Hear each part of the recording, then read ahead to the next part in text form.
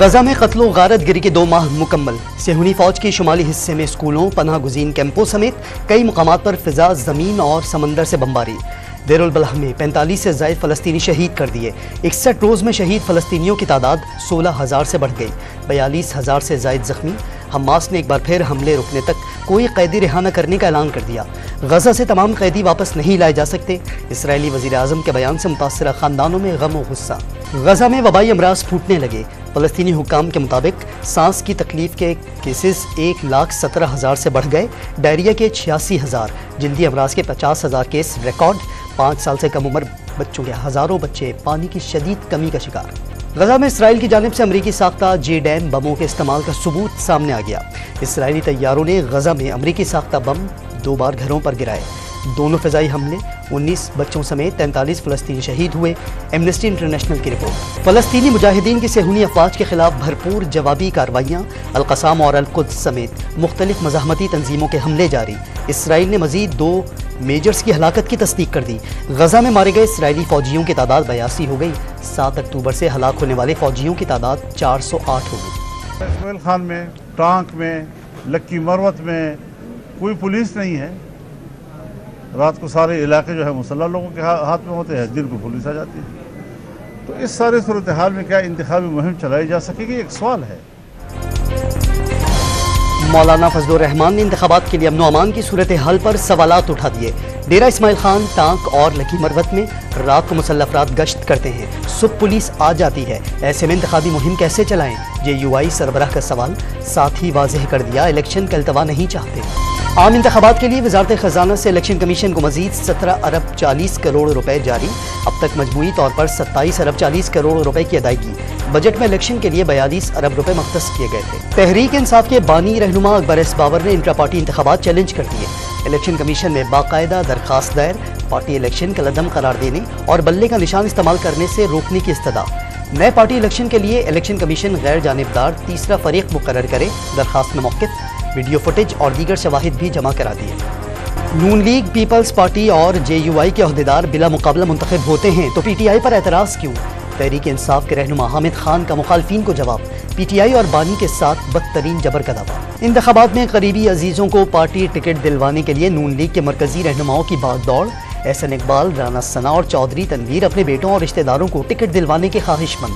حنیف عباسی اور سیف الملوک کھوکر بھی قریبی عزیزوں کو ٹکٹ دلانے کے لیے سرگرم۔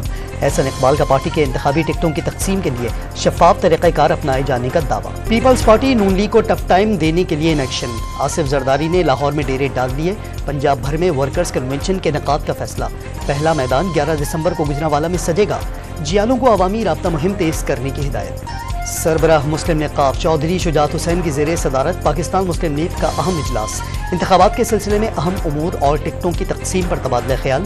پاکستان مسلم نقاب کا الیکشن کمیشن پر اطمینان کا اظہار۔ راجہ پرویز اشرف کی سیاسی جماعتوں سے انتخابی عمل کو متنازع نہ بنانے کی اپیل۔ بدقسمتی سے ہر الیکشن میں کوئی نہ کوئی تنازع کھڑا ہو جاتا ہے۔ متنازع الیکشن سے بننے والی حکومت کام نہیں کر پاتی، سابق اسپیکر کا شکوہ۔ خورشید شاہ نے نون لیگ اور MQM پر سندھ مخالف سیاست کا الزام لگا دیا۔ بانی PTI اور بشرا بی بی کے خلاف غیر شرعی نکاح کیس کی سماعت۔ سابق چیئرمین ہمیشہ خاور مانیکا کی غیر موجودگی میں گھر آتے، دونوں کمرے میں چلے جاتے۔ ملازم کمرے میں جاتے تو بشرا بی بی اور سابق چیئرمین سے ڈانٹ پڑتی۔ چوتھے گواہ گھریلو ملازم محمد لطیف کا بھی بیان قلم بند کرا دیا۔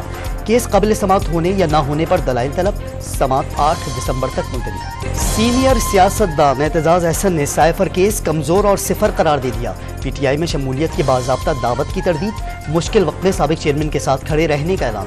نیپرا نے فیول ایڈجسٹمنٹ کی مد میں بجلی 3 روپے 8 پیسے فی یونٹ مہنگی کر دی۔ اکتوبر کی فیول ایڈجسٹمنٹ دسمبر کے بلز میں وصول کی جائے گی۔ سوئی نودرن نے گیس مزید 1715 روپے فی MMBTU مہنگی کرنے کی درخواست کر دی۔ آمدنی کی ضروریات پوری کرنے کے لیے اضافے کا اطلاق 1 جولائی 2023 سے کرنے کی درخواست۔ لاہور میں گیس کی بندش اور کم پریشر سے گھریلو اور کمرشل صارفین کی زندگی اجیرن۔ شہری مہنگی LPG خرید کر استعمال کرنے پر مجبور، کمرشل صارفین اخراجات بڑھنے کا شکوہ کرنے لگے۔ شہر اقتدار میں بھی گیس کی قلت نے شہریوں کو 8 آنسو رلا دیا۔ ہوٹل اور تندور والوں کی چاندی ہو گئی۔ ہوٹل مالکان نے مہنگی روٹی اور کھانے کا قصوروار مہنگی LPG کو قرار دے دیا۔ جنوبی وزیرستان کے علاقے سراروغہ میں سیکورٹی فورسز اور دہشت گردوں میں فائرنگ کا تبادلہ۔ سپاہی احمد علی بہادری سے لڑتے ہوئے جام شہادت نوش کر گئے۔ علاقے میں دہشت گردوں کے خلاف آپریشن جاری۔ اسلام آباد کے تھانہ شہزاد ٹاؤن کی حدود میں فائرنگ، مسلم لیگ نون کے مقامی رہنما سید ابرار شاہ اور بیٹے سمیت 4 افراد قتل۔ پولیس نے ابتدائی تحقیقات میں واقعہ دیرینہ دشمنی کا شاخسانہ قرار دے دیا۔ کند کوٹ میں گشت پر مامور پولیس موبائل پر فائرنگ، ایک اہلکار شہید، پولیس نے علاقے کی ناکہ بندی کر کے ملزمان کی تلاش شروع کر دی۔ پشاور میں وارسک روڈ پر بارودی مواد پھٹنے سے دھماکہ، 4 بچوں سمیت 6 افراد زخمی، 2 کی حالت تشویشناک۔ بم نصب کرنے والے گروہ کا پتہ چل گیا، سی سی پی او پشاور کا دعویٰ۔ کراچی کے علاقے کھارا در میں 3 رکنی ڈکیت گینگ گرفتار، لوٹے گئے 50 لاکھ روپے برآمد، ملزمان نے کپڑے کے تاجر کو لوٹا تھا۔ احمد آباد سے دبئی جانے والی بھارتی پرواز کی کراچی میں ہنگامی لینڈنگ، دوران پرواز مسافر کی طبیعت خرابی کے باعث میڈیکل ایمرجنسی پر لینڈنگ کی اجازت دی گئی۔ طبی امداد کے بعد حالت سنبھلنے پر مسافر اور ایئر لائن انتظامیہ نے سول ایویشن کا شکریہ ادا کیا۔ نان فائلرز کو ٹیکس نیٹ میں لانے کے لیے وفاقی اور صوبائی اداروں کو ایف بی آر کے ریڈار سسٹم سے منسلک کرنے کا فیصلہ۔ منسلک ادارے اکنامک ٹرانزیکشنز کا ڈیٹا فراہم کریں گے۔ ایف بی آر نے انکم ٹیکس رولز 2002 میں ترامیم کا نوٹیفیکیشن جاری کر دیا۔ میئر کراچی کا اسپینسر آئی اسپتال کا دورہ، ناقص انتظامات پر اظہار برہمی، ایم ایس کو 7 دن کی جبری رخصت پر بھیج دیا۔ محکمہ ثقافت سندھ نے کو ڈی جے کے قلعے سے لاپتہ 6 قدیم توپوں کا سراغ لگا لیا۔ خیرپور کے ڈپٹی کمشنر ہاؤس اور ببرلو پولیس اسٹیشن سے 2 توپیں تحویل میں لے لی۔ کینیڈا کا صوبہ کوبیک شدید برفانی طوفان کی لپیٹ میں آ گیا، 30 سینٹی میٹر تک برفباری، نظام زندگی مفلوج ہو گیا۔ قومی ویمن ٹیم نے نیوزی لینڈ میں تاریخ رقم کر دی، کیوی ٹیم کو ہوم گراؤنڈ پر دوسرے T20 میں 10 رن سے ہرا کر سیریز جیت لی۔ 137 رنز کے ہدف کے تعاقب میں نیوزی لینڈ کی ٹیم 127 رنز پر پویلین لوٹ گئی۔ فاطمہ ثنا نے 4 اوورز میں 22 رنز دے کر 3 وکٹیں لی۔ کینبرا میں آسٹریلوی وزیر اعظم کی تقریب میں قومی کرکٹ ٹیم اور پرائم منسٹر 11 کی شرکت۔